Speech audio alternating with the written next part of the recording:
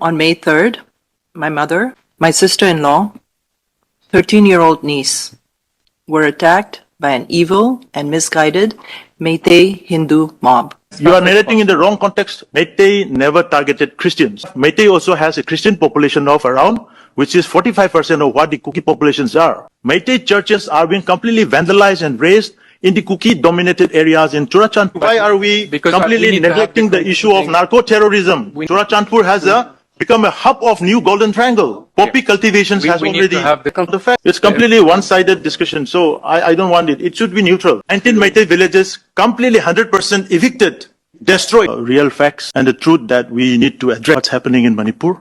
I won't narrate on rhetorics. I will come out with facts and figures, digitally proved records and data which nobody can't manipulate in any ways.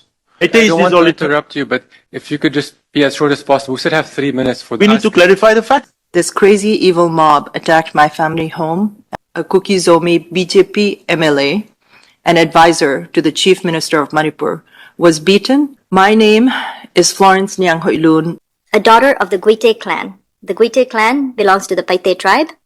The Paite are one of the Zo community tribes, the ones they're calling Kuki. My name is Kuraizam Athoba.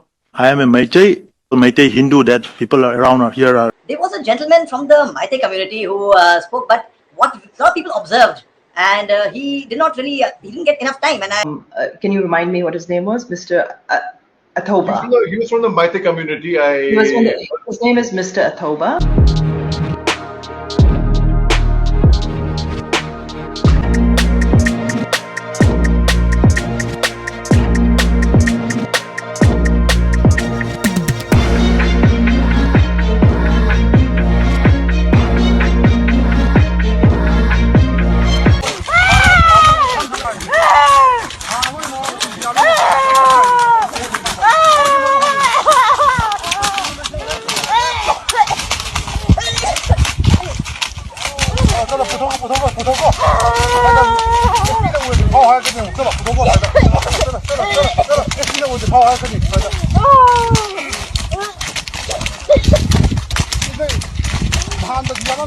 Oh,